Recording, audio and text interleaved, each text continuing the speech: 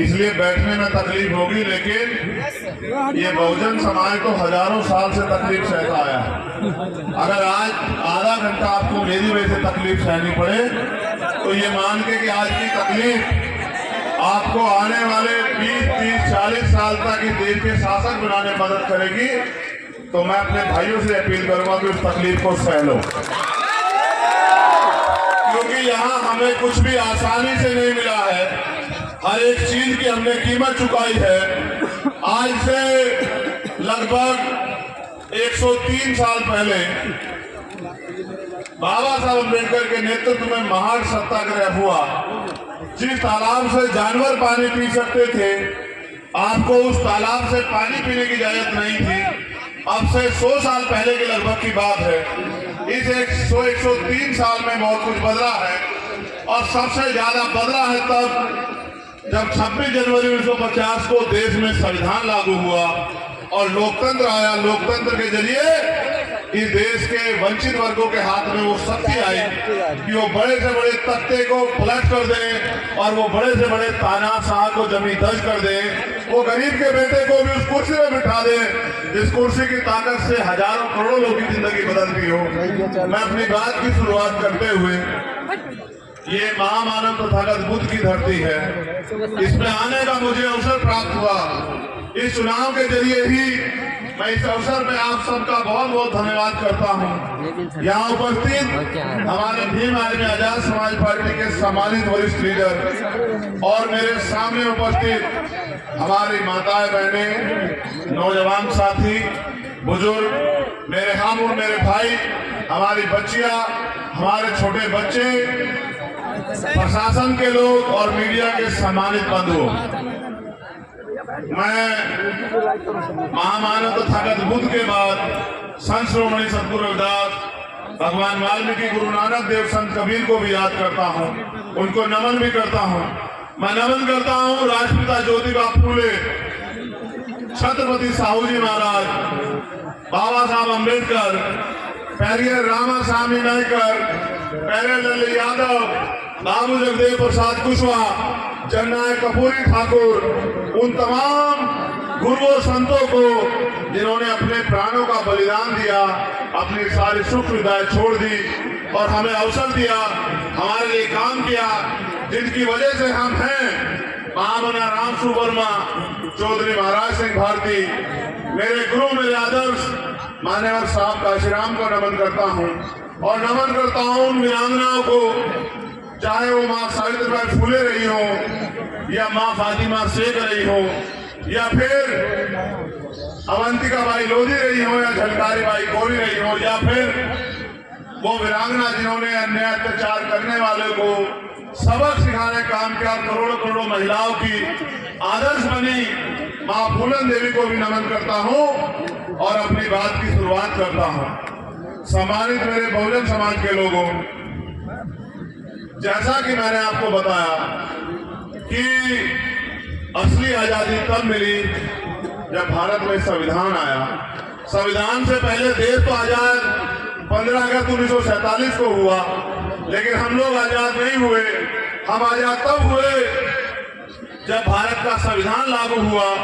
भारत के संविधान को लागू होने के बाद इस देश के सब लोगों को बराबरी के हक अधिकार की बात आई, लेकिन वो बात तब लागू होगी जब संविधान पूर्ण रूप से लागू होगा। और संविधान को लागू कराने की शक्ति वो विधानसभाओं में है, सरकारों के पास है, आम आदमी के पास नहीं है। जब तक आप अपनी ताकत नहीं बनाओगे, आज आप हजारों हजारों की संख्या में यहाँ इकट्ठा हुए हो, इकट्ठा होने से, नारे लगाने से, जयकारे लगाने से, भाषण करने से आपको आजादी नहीं मिलेगी, आपको अधिकार नहीं मिलेंगे। अधिकार अगर आपको चाहिए, आपको गुलामी की बेड़ी अगर काटनी है, अगर इस देश में स्वाभिमान सम्मान के साथ जीना है, अपने गुरुओं, संतों और महापुरुषों के अधूरे सपने को पूरा करना है, तो आपको आज के हालात को समझना पड़ेगा। हालात ये है कि जो सरकार के एक एक करके आपके सारे अधिकारों को चुन चुन के खत्म कर रही है। जब पब्लिक सेक्टर नहीं रहेगा तो कभी किसी दलित पिछड़े का बच्चा सरकारी कर्मचारी नहीं बनेगा। जब पब्लिक सेक्टर नहीं रहेगा तो आपके घर में जो साधन संसाधन सरकारी नौकरियों की वजह से आ रहे तो खत्म हो जाएंगे। जब स्कूल कॉलेज नहीं रहेंगे तो ये बहुजन समाज के लोग वहीं चले जाएंगे जहां आजादी से पहले थे। जब अस्पताल नहीं रहेंगे, जब सारे सरकारी अस्पतालों में ताला लग जाएगा और बड़े बड़े पूंजीपतियों के अस्पताल रहेंगे तो गरीब आदमी सड़क पे मरेगा। जो तमाम तरह की सुविधाएं भारत के संविधान ने हमें दी है, उनको बचा के रखने का, उनको लागू रखने का, उनको आगे बढ़ाने का और अपने आने वाले पीढ़ियों को स्वाभिमान, सम्मान और वजूद के साथ जिंदा रखने का एक ही हमारे पास ताकत, एक ही हमारे पास शक्ति है, वो है हमारी वोट। जिस वोट को बाबा साहब अम्बेडकर ने अपने 4 बच्चों के कुर्बानी से हमें दिया। आप अगर नहीं जानते तो जान लो, हमारे नौजवान साथी बैठे हैं, इनके दिलों में बड़ी आग है। ये कुछ करके दिखाना चाहते हैं, ये बदलाव करना चाहते हैं, ये गरीबी, सामाजिक गैर बराबरी, आर्थिक गैर बराबरी को खत्म करना चाहते हैं। मैं इनसे भी कहना चाहता हूं कि मेरी बात पे गौर करो। सिर्फ मेरी बात को सुनने से बात नहीं बनेगी। मेरे द्वारा जो बात आपको बताई जा रही है उसको अमल में लाओगे, उसको धरातल पे लेके जाओगे तो मेरा मानना है कि आने वाले कुछ साल में परिवर्तन हो जाएगा। जब बाबा साहब अम्बेडकर ने वोट का अधिकार दिलाने के लिए संघर्ष किया तो जो कॉन्स्टिट्यूशन असेंबली, संविधान सभा में जो साथी थे वो ये कहते थे कि वोट का अधिकार उनको मिलना चाहिए जिनके पास जमींदारी है। कुछ लोगों ने कहा वोट का अधिकार उनको मिलना चाहिए जो लोग लगान देते हैं। कुछ लोगों ने कहा उनको वोट का अधिकार मिलना चाहिए जिन्होंने उच्च शिक्षा प्राप्त की है। कुछ लोग कहते हैं उनको मिलना चाहिए जो व्यापार करते हैं।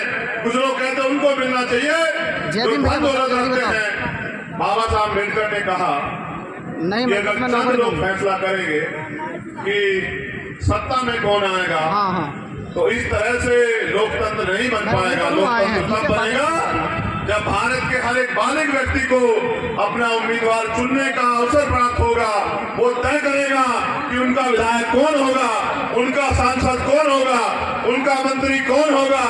जब वो तय करेगा, अपनी वोट का प्रयोग करेगा, उस प्रयोग के बाद जो तय सत्ता बनेगी, उस सत्ता के जरिए जब आम आदमी के हितों के काम होंगे।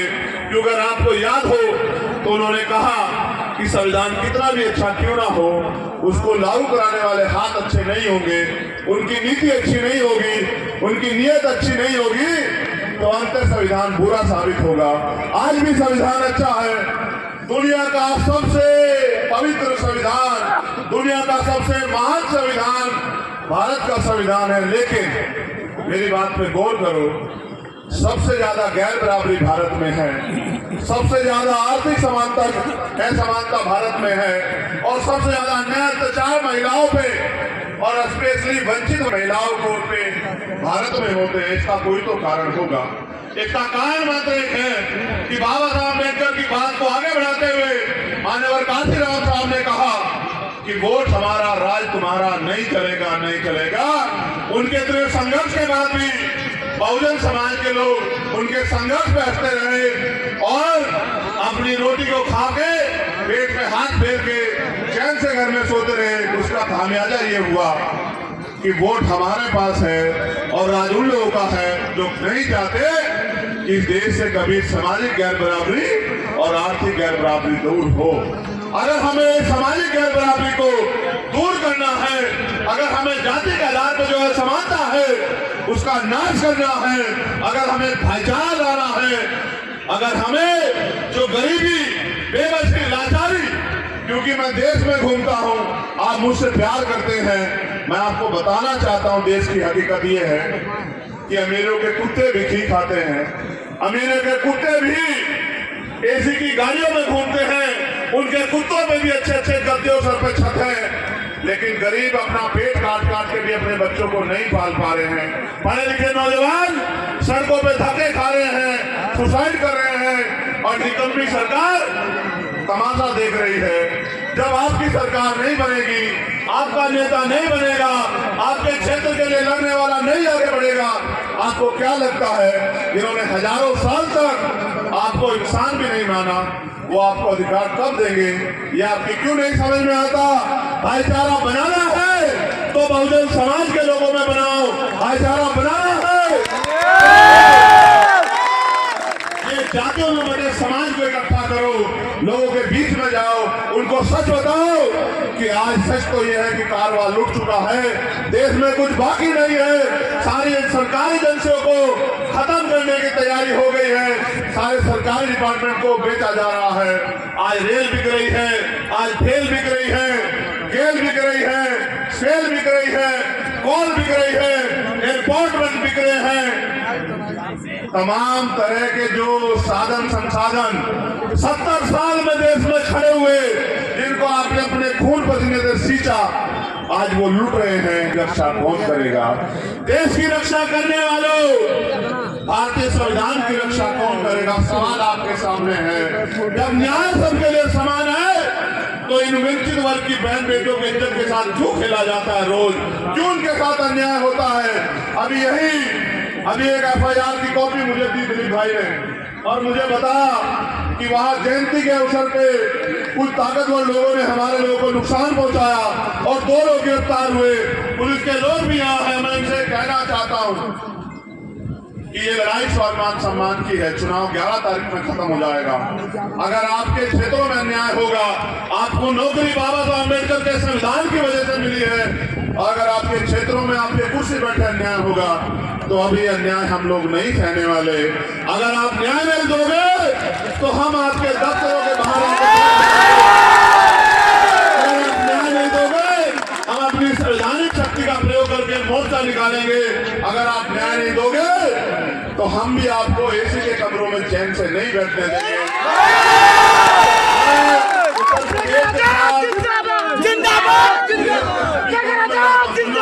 जिंदाबाद जिंदाबाद। फिर कह रहा हूँ, आप भी जिंदाबाद करो, मैं भी जिंदाबाद करता हूँ, कुछ होगा ही नहीं। देखो, मैं 2 बातों पे आपका गौर को करूंगा और आपको बताऊंगा कि भीम आर्मी किस हालात में है, आज आजाद समाज पार्टी किस हालात में, आपको समझना पड़ेगा। जब हम अन्याय के खिलाफ लड़ने जाते हैं और जिस ताकतवर व्यक्ति ने अन्याय किया, गौर करना मेरे उस पे बात पे, सीनियर लोग गौर करना। अभी तो मैं इन नौजवान लोगों के भरोसे लड़ रहा हूँ, मैं ईमानदारी से कह रहा हूँ इस बात को। आज मैं जो कुछ हूँ मैं इन नौजवानों की ताकत से हूँ। आप लोगों ने मेरे साथ खड़े होने काम किया, इनका जोश, जुनून और आपका अनुभव, हमारा आंदोलन बुलेट ट्रेन की तेजी से आगे बढ़ेगा। हम लोग देश में बहुत कम समय में शक्तिशाली हो जाएंगे। मैं आपको बताता हूं कि हमें क्या क्या कीमत चुकानी पड़ती है। यहाँ हमारे 3-4 वरिष्ठ नेता बैठे हैं, चौधरी अमर सिंह जी, भाई आकिब साहब, अवनीश जी, हमारे जिले के अध्यक्ष और उनकी पूरी टीम। मैं आपका गौर एक तरफ ले जाना चाहता हूं जो आप नहीं सोचते। जब भी पूरे देश में या किसी प्रदेश में या किसी जिले में अन्याय होता है, जब अन्याय करने वाला ताकतवर व्यक्ति ये सोच के बैठा होता है कि मैं तो कई सालों से अन्याय कर रहा हूं, मेरा तो कोई कुछ नहीं बिगाड़ सकता, और जब पीड़ित वो बात भीम आर्मी के लोगों तक पहुंचाता है, और जब भीम आर्मी के लोग अपनी जान पे खेल के तमाम तरह की मुसीबतों का सामना करते हुए अपना धरना मोर्चा लगा के उनको न्याय दिलाने का काम करते हैं, और जो ये सोच रहा था उसका कुछ नहीं हो सकता, वो गिरफ्तार होकर जेल जाता है। जब वो जेल जाता है, अगर वो सरकार का व्यक्ति होगा तो क्या करेगा? जेल में से आने के बाद वो हमारे कार्यकर्ताओं पे झूठे मुकदमे लगवाएगा, वो उन पे जबरन उनके घरों पे बुलडोजर चलवाएगा। बुलडोजर वाली सरकार है, वो हमारे लोगों का मनोबल तोड़ेगा, वो उनको आर्थिक नुकसान पहुंचाएगा। आप सब जानते हैं, मैं बस आपको बता रहा हूँ। अगर वो सरकार का भी व्यक्ति ताकतवर व्यक्ति है तो मैंने अभी 2 बड़े नुकसान सहे। एक, मेरा छोटा भाई राकेश पासवान, वैशाली में मेरा शेर, उसको जयंती से पहले 20 गोली मारी, ताकतवर लोगों ने उसकी जान ले ली, उसको कीमत चुकानी पड़ी आपकी लड़ाई लड़ने। एक मेरा बहादुर भाई चतर सिंह, विदिशा मध्य प्रदेश, उसको उसकी हत्या की ताकतवर लोगों ने। देखो, मुझे रोज अपने भाइयों की लाश उठानी पड़ती है। सह के हम लोग आंदोलन चला रहे हैं। हम वो कोई व्यापार नहीं कर रहे थे, कोई लूटपाट नहीं कर रहे थे, वो आपके अधिकारों की लड़ाई लड़ रहे थे। और आप पता करवा लेना, वैशाली आपसे दूर नहीं है बिहार, कि जब तक राकेश पासवान था, किसी सामंती की मां ने दूध नहीं पिलाया कि वो किसी गरीब की बेटी की तरफ आंख उठा के देख ले, ये ताकत थी। लेकिन आज राकेश पासवान का परिवार डर के सामने, कारण पता है क्या है? कि आप उन नेताओं को ताकत देते हो जो चुनाव के समय आपके बीच आते हैं। हाँ चालू। आप जानते हो लोकतंत्र में जिनकी वोट की शक्ति जिनके साथ होती है वो ताकतवर होते हैं। मुझे 10 साल हो गए घर छोड़े हुए, मैं लगातार गली गली जाके आपको जगाने का काम कर रहा हूँ। इन युवाओं की बदौलत आज हजारों लोगों को न्याय मिलता है। और सिर्फ बहुजन समाज के लोग नहीं, हर समाज में रहने वाली बहन बेटियां न्याय के लिए हमसे उम्मीद करती है और वीडियो वायरल कर करके कहती है कि भैया से कहो हमारी मदद करते हैं। इसका उदाहरण मैं आपको बताता हूँ कि आज दिल्ली के जंतर मंतर पे हमारे देश की गोल्ड मेडलिस्ट बेटियां बैठी हैं, न्याय की मांग कर रही हैं। उनको भी हमसे उम्मीद है कि हम लोग जाकर न्याय दिलाएंगे। उसके साथ साथ उत्तर प्रदेश की पुलिस ने मध्य प्रदेश के एक बच्चे आकाश गुजर को आगरा में एनकाउंटर कर दिया। उसके परिवार ने मुझसे कहा कि आप आ जाओ, आप न्याय दिला सकते हैं। मैं आपसे पूछना चाहता हूं, आपने सबको ताकत दी है, आपने सबको हिम्मत दी है, क्या तो मेरे काम में शक बताओ कि आपके काम में वो है। अगर मेरी लड़ाई एमपी एमएलए बनने की होती तो मैं आज सिद्धार्थ नगर में खड़ा होकर आपसे बात नहीं कर रहा होता। मेरी लड़ाई एमपी एमएलए बनने की नहीं है, मेरी लड़ाई ताकतवर बनने की नहीं है। मेरी लड़ाई मात्र इतनी है कि ये बहुजन समाज ताकतवर बने, इनके हिस्से में इनके अधिकार आए, इनके और मेरी लड़ाई इतनी है कि बाबा साहब अम्बेडकर अपनी पूरी जिंदगी कुर्बान कर गए हम पे, अपने 4 बच्चों को कुर्बान कर गए। माननीय काशीराम साहब चप्पल के सहारे पूरे देश में घूम घूम के फटी हुई बनियान और शर्ट पहन के उन्होंने इस आंदोलन को ताकतवर बनाया। वो पिता के समान हम लोगों के, उनका अधूरा सपना पूरा करने की जिम्मेदारी किसकी है आप बताओ? हमारे। क्या भारतीय जनता पार्टी के लोग उनका सपना पूरा करेंगे? समाजवादी के लोग उनका सपना पूरा करेंगे? कांग्रेस के लोग उनका सपना पूरा करेंगे? मेरे भोले भाले समाज के लोगों, अगर आप उनके सपने के लिए मेहनत नहीं करोगे तो उनका सपना कैसे पूरा होगा? अगर सब लोग सर्जन हिताय सर्जन सुखाय हो जाएंगे तो बुद्ध का बहुजन हिताय बहुजन सुखाय कहाँ रहेगा? और जब बहुजन हिताय बहुजन सुखाय नहीं होगा, वही लोग ताकतवर हो जाएंगे, तो फिर आपको अधिकार और स्वाभिमान सम्मान कहां से मिलेगा? साहब कहा करते थे, अगर आप फूल वालों को वोट दोगे तो फूल वाले ताकतवर होंगे, फूल वाले ताकतवर होंगे तो अपनी विचारधारा को आगे बढ़ाएंगे, अपने लोगों के लिए काम करेंगे। अगर आप पंजे वालों को वोट दोगे तो पंजे वाले ताकतवर होंगे, वो अपनी विचारधारा को आगे बढ़ाएंगे, अपने लोगों को ताकत देंगे, वो आपकी तरफ पलट के भी नहीं देखेंगे। अगर आप अपने आंदोलन को आगे नहीं बढ़ाओगे तो आपकी तरक्की कैसे होगी? सोचो मेरे लोग। ये बहन बेटियां जो यहाँ बैठी हैं, इनको घर में रोजगार कैसे मिलेगा? गरीबी कैसे दूर होगी? इनके चेहरे पे मुस्कुराहट कैसे आएगी?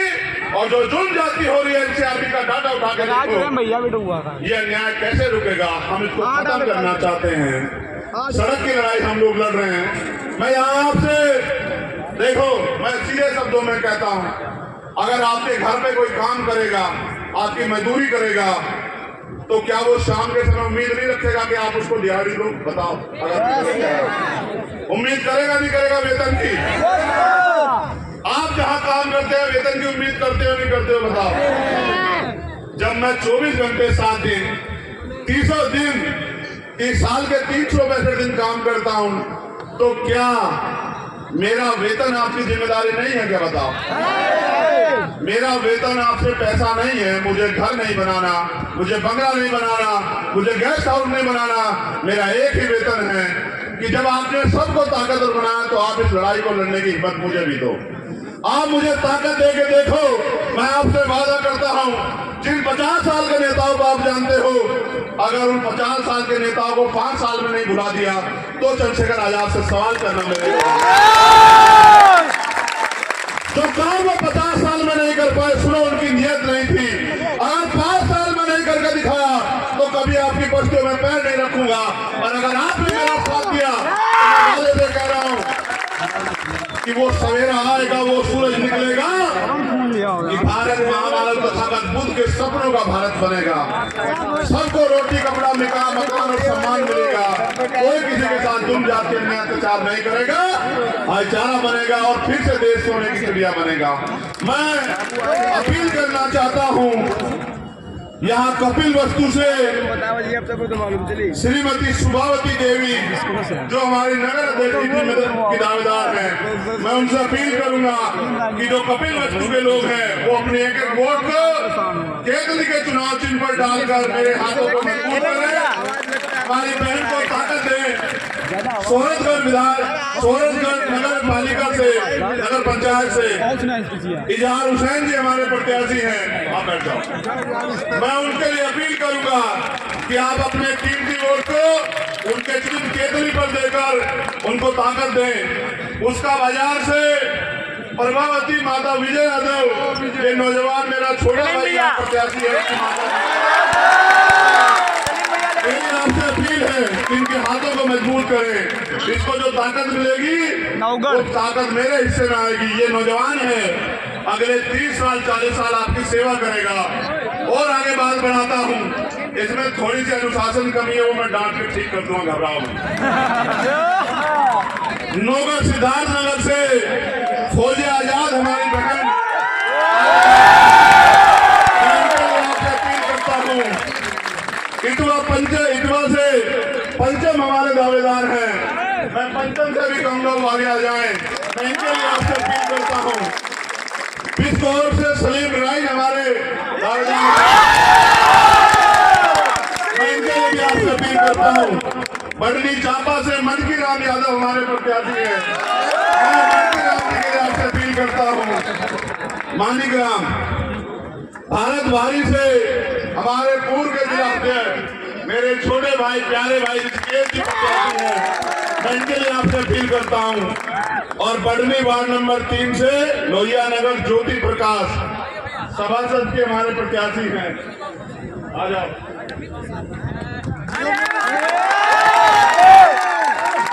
एक बात और आपसे कहनी, बैठ जाओ, एक बार को बैठ जाओ। मैं अपनी बात को समाप्त करने से पहले कुछ नाम मुझे पढ़ना है, लेकिन एक बात आपसे जरूर कहनी। अगर सब अमीर लोग ही राजनीति करेंगे तो वो अमीरों के बारे में सोचेंगे। हमने अपने गरीब कार्यकर्ताओं के आपके भरोसे मौका दिया है, आप इनमें से छाट के देखो, एक आधा कोई ऐसा होगा जो सक्षम हो, वरना सारे आपके बीच के हैं। जब बाबा साहब अम्बेडकर ने कह दिया कि रानी का बेटा राजा नहीं बनेगा, जब उन्होंने कह दिया कि मैंने रानी का पेट काट दिया, राजा आपकी बैलेट वोट से तैयार होगा, बैलेट वोट से तैयार होगा, तो देखो गरीबी का दर्द समझता है। मैं मेरे पिताजी करंट के स्कूल के हेडमास्टर थे, अब तो वो दुनिया में नहीं। मेरी माँ खेत में घास लेने जाती थी और स्कूल से आके उस घास को मैं घर सर पे उठा के लाता था, फिर मशीन में काटता था, फिर वो दूध बिकता था, उस दूध से हमने पेट पाले हैं। उस पेट को पाल के मेरे पिताजी ने, मेरी माँ ने पेट काट काट के मैं पढ़ाया। मैं गरीबी की समस्या को समझता हूँ, इसलिए काम कर रहा हूँ कि और किसी भाई को ये सहना ना पड़े। एक हमारा चुनाव निशान है, वो कहाँ है जरा दिखाना मुझे। ये बड़ा अच्छा चुनाव निशान है, इसको देखा आपने? क्या है ये बताना जरा मुझे। सुनो मेरी बात को, ये केतली तो है, लेकिन ये आपको कहाँ गए लेके चले गए? ये आपको अलादीन के चिराग जैसा नहीं लगता है क्या? लगता है नहीं लगता है? इसको आप अलादीन का चिराग मानो, क्योंकि बाबा साहब अम्बेडकर ने कहा राजनीतिक सत्ता वो चाबी है जो आपके सारे ताले खोल सकती है। इस अलादीन के चिराग में आप अपनी वोट को डाल देना 11 तारीख को, ठीक है? और फिर आप इसको रगड़ना, टीवी में दिखा देते हैं चिराग को रगड़ते हैं, क्या निकल के आता है? जेनुइन तो नहीं निकलेगा।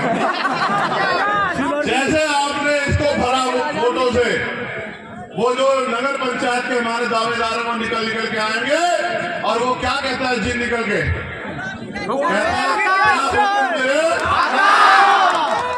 ये भी आपसे यही कहेंगे हुक्म मेरा। बताइए आपको मेरे आका क्या हुक्म है आपका, फिर आपके लिए काम करेंगे।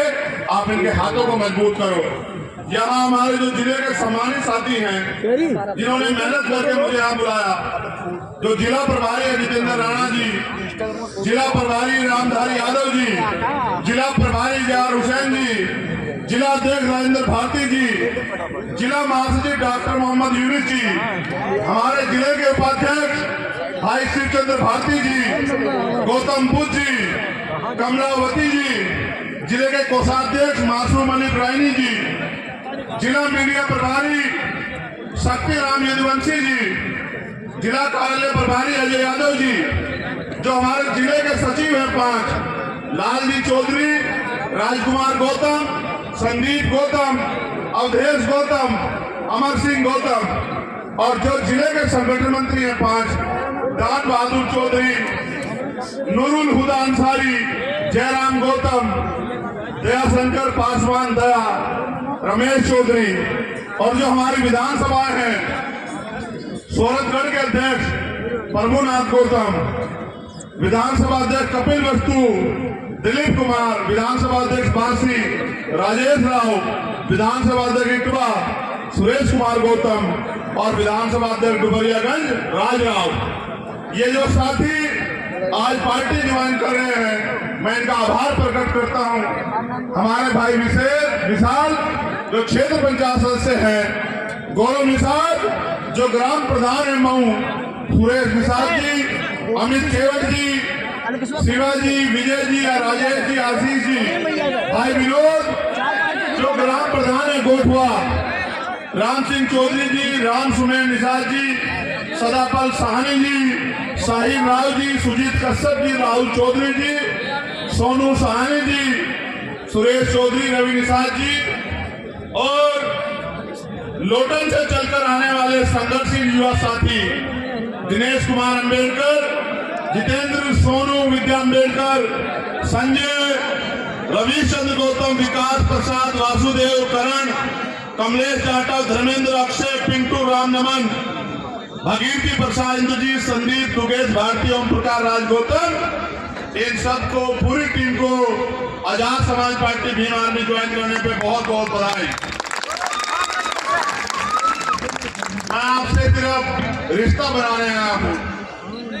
इस बार आप मेरा साथ दो, आजाद समाज पार्टी के साथियों का साथ दो, हमारे नेताओं कार्यकर्ताओं का साथ दो, फिर आप देखना कि कितनी मजबूती से इस क्षेत्र में आगे हम लोग लड़ाई लड़ेंगे। और ये बुद्ध की धरती है, मुझे समय नहीं मिलता, मेरा मन है कपिल वस्तु आने का, मेरा मन है इस धरती को नमन करने का, और मैं चाहता हूं कि बुद्ध के सपनों का भारत बने। वो तभी बनेगा जब आप अपनी शक्ति बनाओगे। बहुत बहुत धन्यवाद। जय भीम, जय भारत, जय मंडल, जय जोहार, जय संविधान, जय जवान, जय किसान। आप सभी के लिए मंगल कामना। बहुत बहुत